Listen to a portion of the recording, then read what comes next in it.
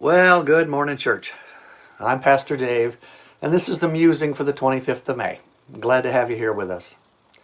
Mark Twain once wrote, "Reading about being kicked by a mule is not the same as being kicked by a mule." The Apostle Paul once said much the same thing in his first letter to the church at Corinth, where we read, "For the message of the cross is foolishness to those who are perishing, but it is God's power to us who are being saved. For it is written, I will destroy the wisdom of the wise, and I will set aside the understanding of the experts. For since in God's wisdom the world did not know God through wisdom, God was pleased to save those who believe through the foolishness of the message preached. For the Jews ask for signs, and the Greeks seek wisdom, but we preach Christ crucified, a stumbling block to the Jews and foolishness to the Gentiles." Now, I realize that those two quotes don't sound all that similar, but what Twain said in a simple way and Paul said in a very complex way both center on this thought. There are two ways of coming to a conclusion about a thing: evidence and experience. Either you gather information and evaluate that information and make your determination about it, or you allow yourself to experience it. Now, both methods lead to knowledge, but each leads to a different kind of knowledge. For example, if I want to know about a new drug coming onto the market, I can analyze its components and figure out its molecular structure, weigh it. I can see what color it is and determine its texture. But if I want to know for sure what the drug does to me, I have to take it and find out firsthand. Because there are things about the effects of the drug on me that I can't learn any other way.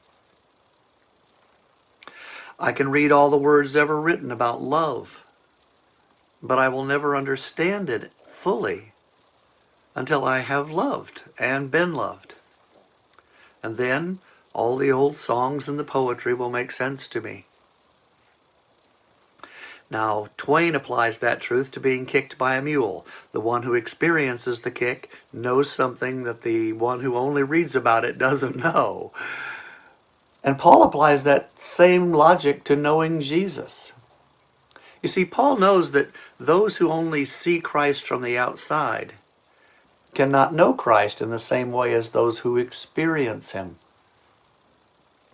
Oh, they will analyze and evaluate and measure and observe. They will create their own theories of who Jesus is and what he's all about. But they will never understand the effects of Christ, his mercy and grace, his forgiveness and his presence. Those things are only revealed as one experiences them in a spiritual unity with Jesus.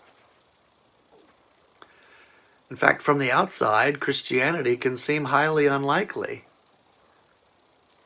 But from the inside, it seems virtually inevitable.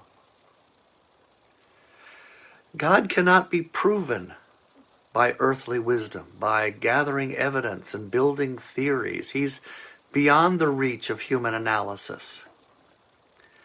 God has to be experienced to be known. One of my favorite quotes is from St. Augustine, a church leader from the early 5th century.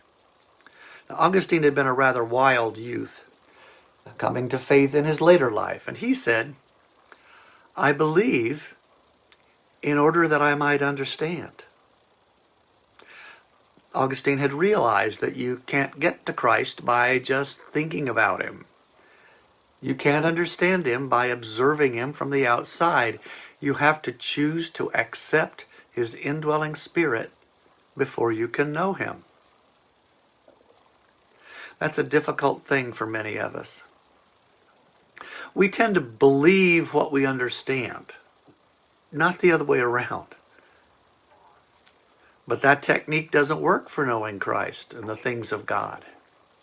Instead, you have to approach all that from a different angle. You have to come to them in faith. trusting our Lord to reveal himself. And when you do that, clarity comes, insights come, understanding happens. Things that you could only look at before, now you can see. To paraphrase Twain, knowing about Jesus is not the same as knowing Jesus. And knowing is better. God bless you all.